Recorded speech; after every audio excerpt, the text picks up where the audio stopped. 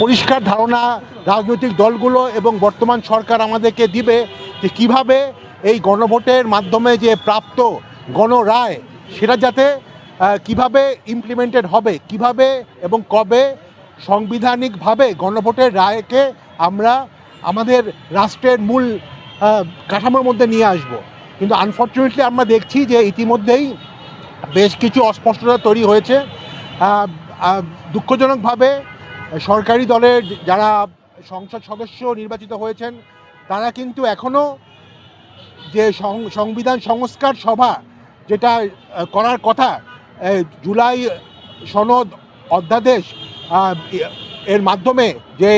গণভোট হয়েছিল সেখানে লেখা ছিল যে সংবিধান সংস্কার সভা এবং তার যে শপথ সেটা একই সাথে অনুষ্ঠিত হবে সাধারণ যে সংসদ সেটার সাথে। কিন্তু আনফর্চুনেটলি সরকারি দলের সাংসদরা এখনও পর্যন্ত কিন্তু এই শপথ অনুষ্ঠানে অংশ নেয়নি। তো আমরা আসলে দাবি করছি আমাদের এই প্ল্যাটফর্ম থেকে যাতে সরকার এবং সকল রাজনৈতিক দল যারা জুলাই সনদে অংশ নিয়েছিল তারা যাতে পরিষ্কার করে কিভাবে এই গণভোটের গণরায় বাস্তবায়ন করা হবে এবং কিভাবে আমাদের